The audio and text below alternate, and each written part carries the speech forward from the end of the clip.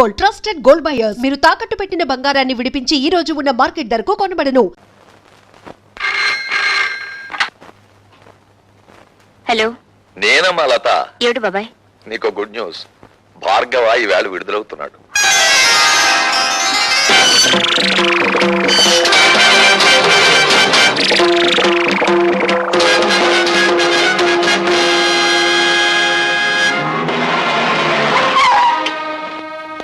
Welcome mister Pratap Rao. నాకు పుట్టినరోజు శుభాకాంక్షలు చెప్పడానికి వచ్చారా? పుట్టినరోజా? Of course. జైలుకు వెళ్ళక ముందు ఈ రోజు నా పుట్టినరోజు కాదు, కానీ ఈ బంది కాలంలో నుంచి బయటపడ్డ ఈ భార్గవ్కు ఈ రోజే నిజమైన పుట్టినరోజు. మిస్టర్ భార్గవ, ఒక నిర్దోషి దోషిగా జైలు గోడల మధ్య శిక్ష అనుభవించి బయటకు వస్తే అతని మానసిక ప్రవృత్తి ఎలా ఉంటుందో ఒక పోలీస్ ఆఫీసర్ గా నేను ఊహించగలను. ప్రవృత్తిని ఊహించగలరేమో గాని ఈ రోజు నుంచి నా వృత్తిని మాత్రం మీరు ఊహించలేరు.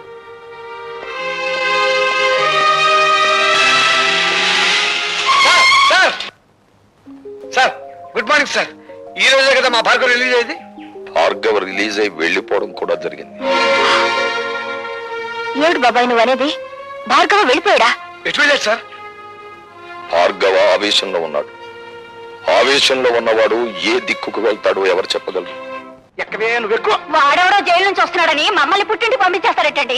మా తమ్ముడు ఉద్యోగ ప్రయత్నంలో ఉన్నాడు కదా, కనీసం వాడైనా దగ్గర ఉంచుకోండి. ఏమే అవతల పొజిషన్ థ్రిల్ అయిపోతుంటే ఇంకా పురాణం చెప్తూ కూర్చుంటావంటే నువ్వు కారు ఎక్కువ అబ్బా, ఉండండి. 4 రోజులు గడిచినాయి అంటే గతం మర్చిపోతాడు, అన్ని గొడవలు సర్దుకుంటాయి. ఇవేం కంగారు రే, మీ అమ్మగారి పురాణం మీద కొత్త అయినట్టు సొత్త కూకుంటావేట్రా పోనీ. చాలండి సంబడం.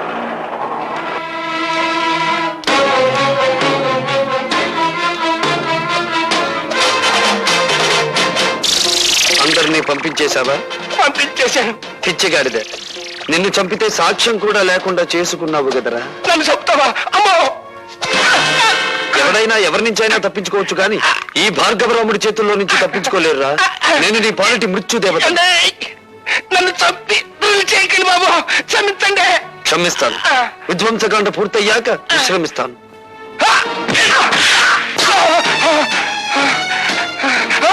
ఈ ప్రజ కదరా నీ దగ్గర లంచంగా తీసుకున్నానన్నావు. ఈవీసీఆర్ టీవీలో కదరా నాకు లంచంగా ఇచ్చానని చెప్పావు. ఈ తానే కదరా నేను అవినీతితో తీసుకున్నానన్నావు.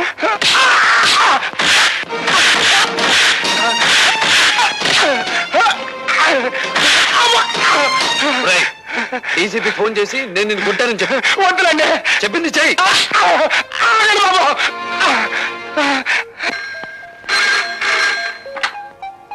హలో, నమస్కారం. నేను డీసీపీ గారు, నేను సదానందాన్ని మాట్లాడతాను.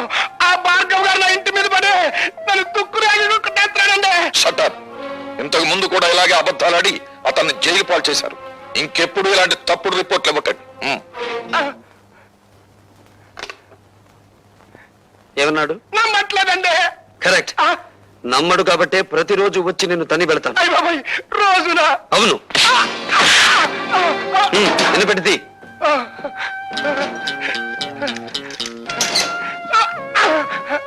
ఇది నువ్వు నాకు ఇవ్వని ఫ్రిడ్జ్, వీసీఆర్, టీవీ, ఫ్యాను కొనుక్కోవడానికి కావలసిన డబ్బు.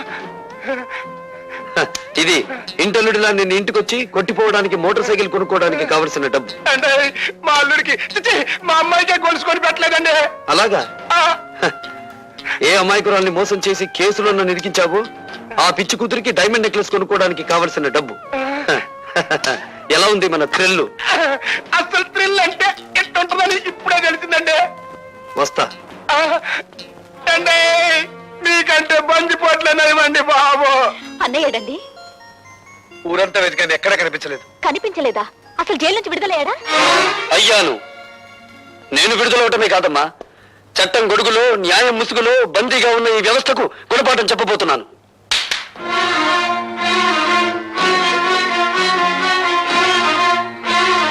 ఈ వస్తువుల్ని లంచంగా తీసుకున్నానని ఒక రోజున ఈ ఇంట్లోనే ఈ చేతులకే సంఖ్యలు వేశారమ్మా.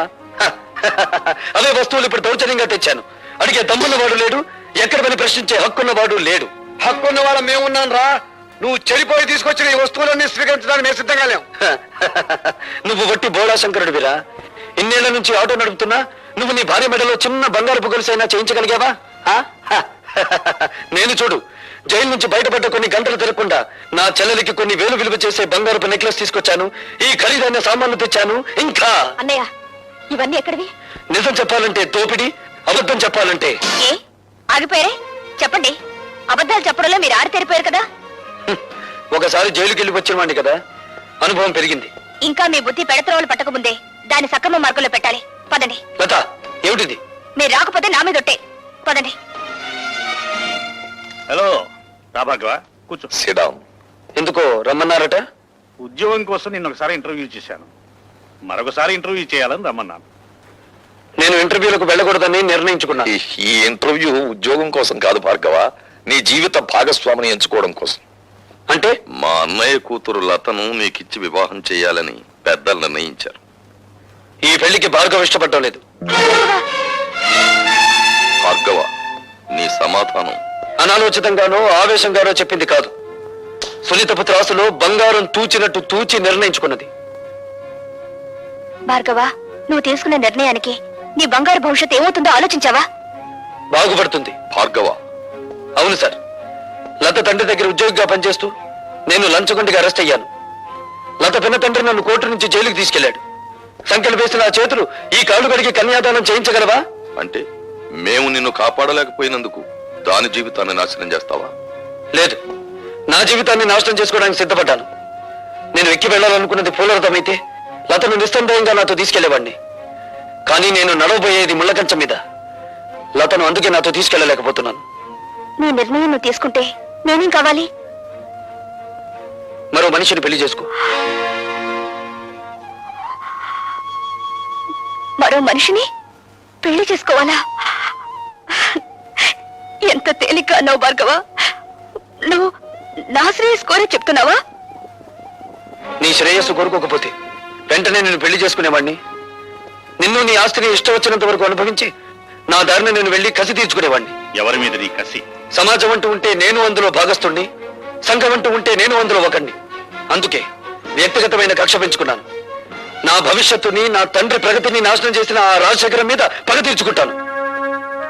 పగ తీర్చుకుంటే ఏమొస్తుంది? పెళ్లి చేసుకుంటే ఏమొస్తుంది? భార్య, కాపురం, బిడ్డలు, జీవితం, సుఖ సంతోషాలు. ఇవన్నీ నిజమైతే మీరెందుకు పెళ్లి చేసుకోలేదు? తడుముకోవద్దు. తడుముకున్నా మీకు సమాధానం దొరకదు మిస్టర్ ప్రతాపరావు. పెళ్లి చేసుకుంటే మనిషికి శారీరక విశ్రాంతి లభిస్తుంది, పగ తీర్చుకుంటే మానసిక విశ్రాంతి లభిస్తుంది. మిస్టర్ భార్గవ, రాజశేఖరం చనిపోతే అతని కుటుంబమే నష్టపోతుంది. కానీ నీలాంటి అభ్యుదయవాది చెడిపోతే సమాజం నష్టపోతుంది.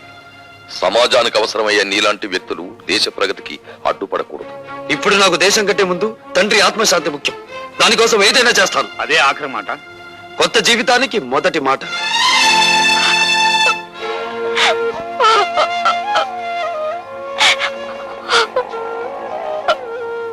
ఊరుకోమా, ఊరుకో. అతను ఎంత చెప్పినా వినే మనిషి కాడమ్మా. ఆవేశం చల్లారిన తర్వాత అతనే తిరిగి వస్తాడు.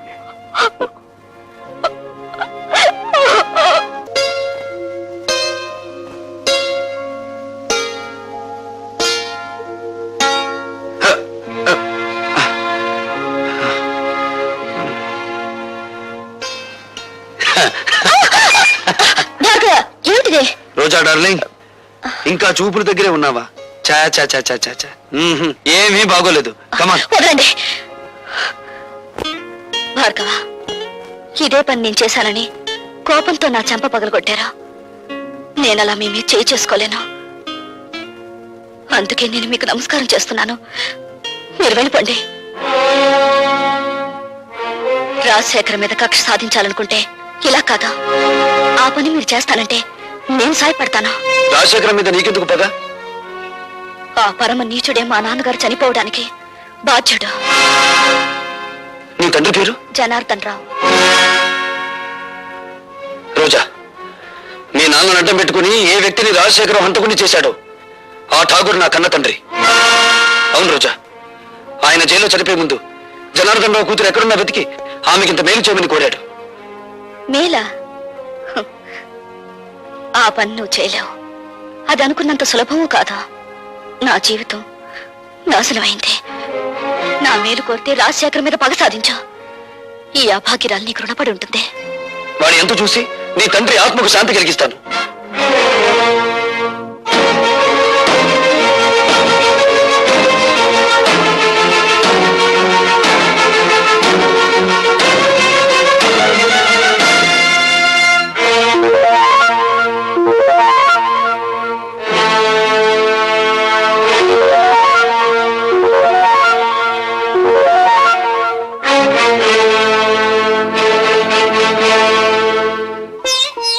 ఈ ఇంటికి మగవాళ్లే గాని ఆడవాళ్లు రారే.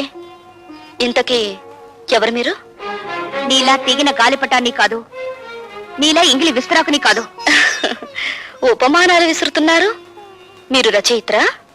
నేనెవరైతే నేనులే. నువ్వేం చేయకూడదో చెప్పిపోవడానికి వచ్చాను. నాకు శాసించడమే అలవాటు గాని శిరసా వహించడం అనేది చేత కాదు.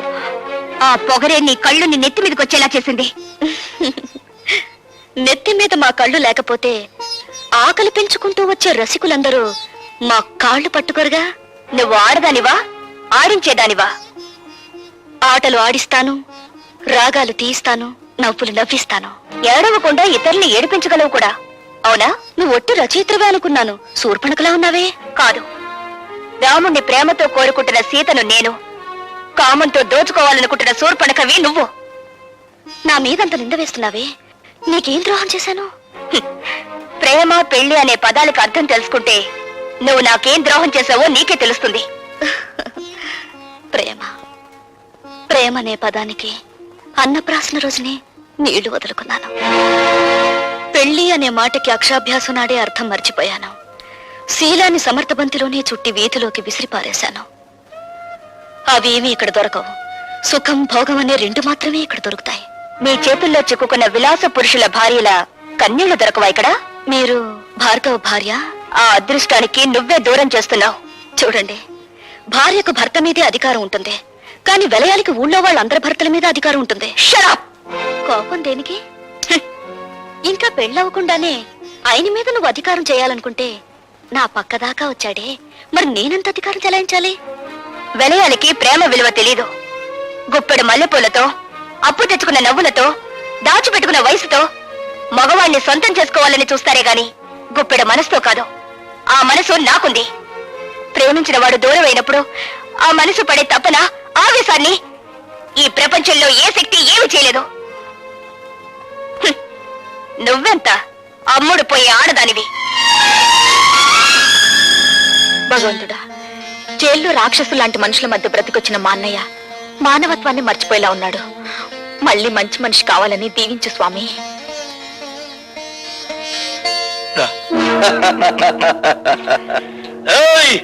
భార్గవ్ గారు బాగుపడాలని కోరుకుంటున్నారా?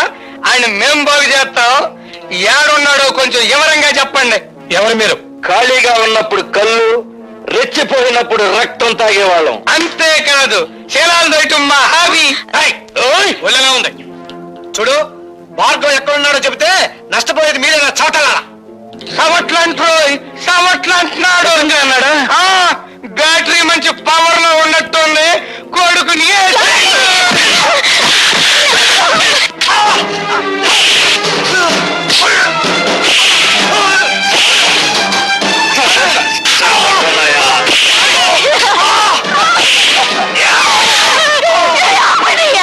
అయ్యో భగవంతుడా, భార్గవ్ గారికి చెప్పండి, మంత్రి గారు జోలికొస్తే కంత్రి పనులు చేస్తామని. మరేం పర్వాలేదమ్మా, ఇదేం ప్రమాదకరమైన గాయం కాదు. ఏం జరిగిందమ్మా? ఆ దాసుగారు మనుషులు వచ్చి. వద్దు పద్మ, జరిగిందేమిటో తెలిస్తే వాడు ప్రాణాలు మీదకి తెచ్చుకుంటాడు. జరిగిందేమిటో నాకు తెలిసిపోయిందిరా. ఇక జరగాల్సింది రాజశేఖరానికి తెలియజేస్తాను. ఇంకెందుగా ఏడుస్తా? సమక్ష తమ్ముడు.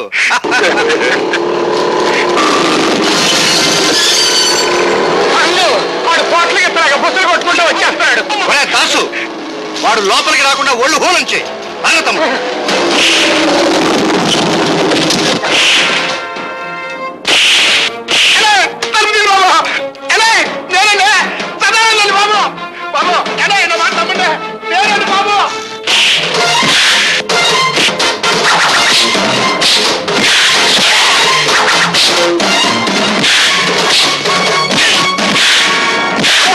ఎలా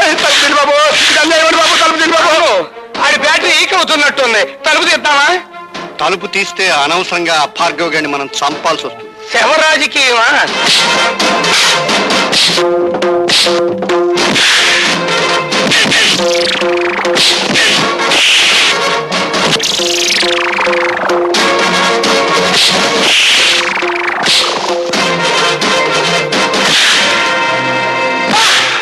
వచ్చేస్తానండి.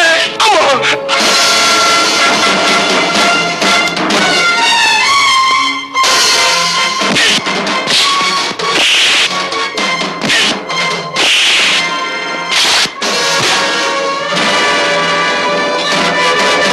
రాజశేఖరం ఆగా! ఏ ప్రాణాలు తీసే నీకు ప్రాణభీతి పుట్టుకొచ్చిందా? తుపాకీ చేత పట్టావు. ఇది ప్రాణభీతి కాదు, ప్రాణాలను తీసే రాజనీతి. నా ప్రాణాలు తీయడానికి నీ దమ్ములు, నీ ఇన్నపెట్టిలో ఉన్న సొమ్ములు చాలవురా. ఒరేయ్, నా తల్లి శ్మశానంలో పిడికెడు బూడిదగా మారడానికి కారణం నువ్వు. నా తండ్రి నా కళ్ళ ముందే రక్తపు మడుగులో కళ్ళు మీయడానికి కారణం నువ్వు. నాకు మిగిలిన ఒక్క ఆత్మీయుడు శంకరం. అతన్ని కూడా మీరు చంపాలని చూస్తే ఈ భార్గవ రాముడు కాక తప్పదురా అని ఒక్క రోజుతో నేను చంపను రాజశేఖరం. నీ పాపాలు వెలుగులోకి తెచ్చి అదంతా తేలికనుకున్నావా? ఎస్, జలగంగ పథకంలో ఇంజనీర్ ని చంపి మీరు డబ్బు కాజేసిన ఫైళ్లు, ప్రజా వైద్యశాల పెడతానని చెప్పి ప్రైవేట్ హాస్పిటల్ గా మార్చుకున్న ఫైళ్లు బట్టబయలు చేసి నిన్ను వీధుల్లోకి ఈడుస్తాను. ఆ ఫైల్ ఉన్నాయో మన నాకే ఇంకా చెప్పాలా, నువ్వెవరు తెలుసుకుంటా? సాక్ష్యాలు సంపాదించి తీరతాను. మీ ప్రాణాలు అంతరిక్షంలోకి పంపించి తీరతాను.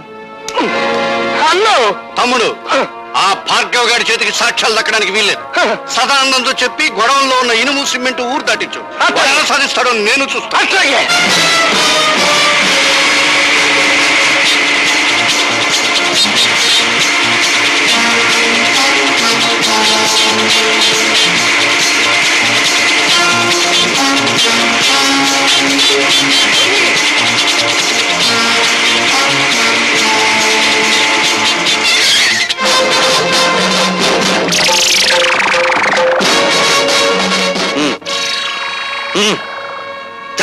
వస్తానండి. ఏంటండి? పిచ్చిగాడిద, ఊరు దాటించాల్సింది శవాల్ని గాని సాక్ష్యాల్ని కాదురా. పద పోలీస్ స్టేషన్.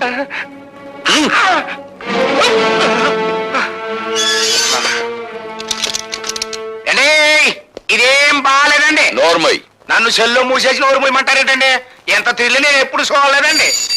అండి, పోలీస్ మినిస్టర్ గారి దగ్గర నుంచి అయ్యి ఉంటది. పోలీస్ స్టేషన్ లో భోజనానికి ఇబ్బంది, ఓ మంచి క్యారియర్ పంపించమనండి. Shut up. హలో, నేను మినిస్టర్ గారి తమ్ముడిని మాట్లాడుతా ఉన్నా. ఏమిటి? ఏంటా బ్యాటరీ మంచి ఛార్జింగ్ లో ఉందా? మా సదానందాన్ని బొక్కలో దొరికించావట. నీ ఒంట్లో ఎలా ఉంది? మనకేంటి, మన బ్యాటరీ ఎప్పుడు మంచి ఛార్జింగ్ లోనే ఉంటది. ఛార్జ్ షీట్ ఎప్పుడు పెడదావా, నువ్వెక్కడ దొరుకుతావా నేను ఎదురు చూస్తున్నాను. ఏయ్, మినిస్టర్ గారి తమ్ముడితో మాట్లాడుతున్నానని జ్ఞాపకం పెట్టుకో. 10 ఏళ్ల క్రితం రాజుల రోజులు నడిచేయి, ఇప్పుడు రాజకీయాల రోజులు నడుస్తున్నాయి. అధికారం మాది, సొమ్ము మాది, సోకు మాది, శిక్ష కూడా మీదే. అబ్బా ఇసిగిచ్చమాహవయ్యా. సదానందాన్ని వదిలేస్తావా? మొన్న చేత టెలిఫోన్ లో మాట్లాడించమంటావా? నువ్వెవరితో మాట్లాడినా వాడు 7 చువ్వలు దాటి రాడు. Put off the telephone. ఏయ్, నీ బ్యాటరీ ఈక్స్ లేకపోతే నేను మినిస్టర్ గారి తమ్ముడినే కాదు. ఏమన్నాడు రా? జంజమాస చెంచనాకి ఫోన్ లో మాట్లాడిన తర్వాత తమ్ముడు గారి పేసు చీటపకాయలా. నేను డైరెక్ట్ గా ఫోన్ చేస్తే దాన్ని రికార్డ్ చేసి పార్టీ ప్రజలకు పంపిస్తాడేమో భయంతో నిన్ను ఫోన్ చేయమన్నాను. నే కాబట్టి సరిపోయి. అదే నువ్వైతేనా ఆడు దులిపిన దులుపుడికి ఒళ్ళు సిర్రెక్కి ఫైనల్ గా బోనెక్కేవాడికి. ఇప్పుడు ఎలా రా? సదానందాన్ని బయటికి తీసుకోవాలి కదా. నన్ను ఒక శీలం లేని ప్లాన్ చెప్పమంటావా? చెప్పు. శాంతి దూత అన్నదాత అయిన సదానందాన్ని అన్యాయంగా అరెస్టు చేసినందుకు గొప్ప ఊరేగింపు తీస్తా. అబ్బా, ఊరేగింపులు రోజులు కావురా ఇవి. అన్నోయ్, శాంతంగా వెళ్తున్న ఊరేగింపులో దాసుగాడి మనుషుల్నెట్టి కొట్లు పగలగొట్టిస్తా. అబ్బా, మీ లెవెల్ కి కొట్లు బడ్డీలు బద్దలు కొట్టితే బాగుండదండి. ఆడవాళ్ళని తీసుకెళ్లి శిలాలు దోసేయాలి, అది మన లెవెల్. ఏంది రోయ్, నీ బ్యాటరీ ఛార్జింగ్ మొదలైనట్టుంది. అబ్బా, విషయానికి రండిరా. ఇంకా ఎస్ఐ అంది. ఇన్నల్లర్లు జరగటానికి డీసీపీ గాడే కారణమని, ఆడ శబ్ద మూలంగా నిన్ని ప్రాణాలు పోయినాయని మనం గొడవ చేస్తాం. అప్పుడు ఆడుద్యోగం కోరికల్ని పీకినట్టు పీకెత్తారు. నిజమే. కానీ వాడి పగ పెట్టుకుని పాత ఫైల్ జరిగాడు కదా. పాత ఫైళ్ళ అంటే మనం డబ్బు దుబ్బేసిన అడ్డ రోడ్డు తూములు ఫైళ్ళ. అదొక్కటే కాదురా, ప్రజా వైద్యశాల అని ప్రభుత్వ అప్లికేషన్ లో రాసి ప్రైవేట్ గా దాన్ని నడుపుకుంటూ లక్షలు సంపాదించి కోటీశ్వరుడు వాడు నిరూపించాడంటే ఈ 20 సంవత్సరాల్లో మనం సంపాదించిన డబ్బంతా వడ్డీ పెనాల్టీతో సహా ప్రభుత్వానికి కట్టాలి. అసలు ఈ దెబ్బతో ఆడు ఉద్యోగం ఊడిపోతుంటే ఆడించేసేస్తాడండి. అంతగా అవసరమైతే మా అయ్యకి కబురు చేయండి, మింగేస్తాడు. జం జమా సత్యం చనాకే చాలా ఆనందం. Police DCP Rajasekharam DCP police జులు.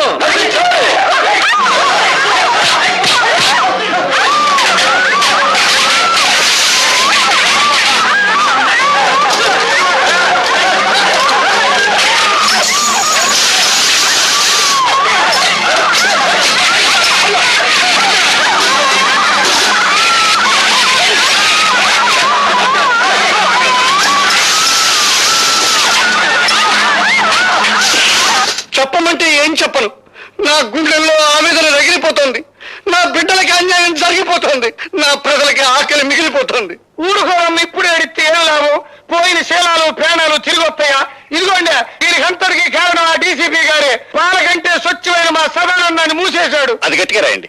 అక్కడికి నేను చెప్పాను, అయ్యా ప్రతాపరావు గారు, సదానందం అంటే పేద ప్రజలకి ప్రాణం, తిరగబడితే అతనికి ప్రాణాలు ఇస్తారో తీస్తారో తెలీదు అని. ఇంతకీ నిర్ణయం ఏమిటండి? ఆ డీసీపీని డిస్మిస్ చేయకపోతే నేను నా మంత్రి పదవికి రాజీనామా చేస్తాను. ఏమిటి మీ సమాధానం? కాల్చి చంపుతున్న వాళ్లే కన్నీళ్లు పెడుతుంటే సమాధానం ఏం చెప్పాలి సార్? రాజశేఖరం గారు రాజీనామా చేస్తారట. రాజకీయ నాయకులు అలా బెదిరిస్తారే తప్ప రాజీనామా చెయ్యరు సార్. మిస్టర్ ప్రతాపరావు, వాళ్ళ స్వవిషయాలు మాట్లాడే హక్కు మనకు లేదు. వెంటనే సదానందాన్ని వదిలిపెట్టండి. గొలుసులు కట్టిన కుక్కలను వదిలిపెట్టొచ్చు గాని బోనుల్లో బంధించిన పులులను వదిలిపెట్టకూడదు sir. I don't want any argument. Do as I say. Certainly I will obey your orders. కానీ 24 గంటల్లోగా సదానందాన్ని, అతని వెనకాల ఉండి అల్లర్లు సృష్టిస్తున్న ఆ పెద్ద మనుషులిద్దరిని అరెస్ట్ చేస్తాను. Or else I will resign. అది అమ్ము, నన్నేం చేయకు, అసలే బచ్చాగాన్ని. లుచ్చలాగా వాక్కు. చెప్పేది విను. ఇదిగో ఈ క్యాసెట్ తీసుకెళ్లి ఆ రాజశేఖరానికి ఇవ్వు. దండాలండి బాబు. ఎందుకంట గేదె పడ్డలాగా ఎండో నడుస్తావు? ఇప్పుడు నీ లెవెల్ సిటీ మొత్తం మోగిపోతా ఉంది. మోగిపోతానే ఉంది. అంటే 24 గంటల లోపు మళ్ళీ మన అందరినీ మూసేస్తానని ఆ డీసీపీ పోలీసు వాళ్ళ మీటింగ్ లో తొడగొట్టి మరీ చెప్పారంటండి బాబు. తొడగొట్టి పడగొట్టడం మనకు అలవాటే కదా.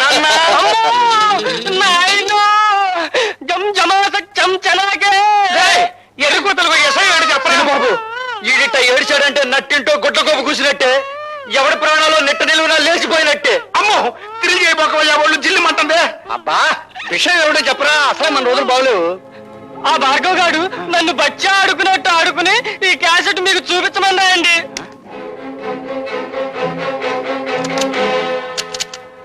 దుష్ట చతుష్టయానికి దుష్టాభివందనాలు. అన్నో మంచి పవర్ఫుల్ తెలుగు మాట్లాడుతా ఉన్నాడు. ఇది తెలుగుదేశం మనిషా? నిజమే, కానీ వాడి పగ పెట్టుకుని పాత ఫైల్ జరిగాడు కదా. పాత ఫైళ్ళ అంటే మనం డబ్బు తుప్పేసిన అడ్డ రోడ్డు తూములు ఫైళ్ళ.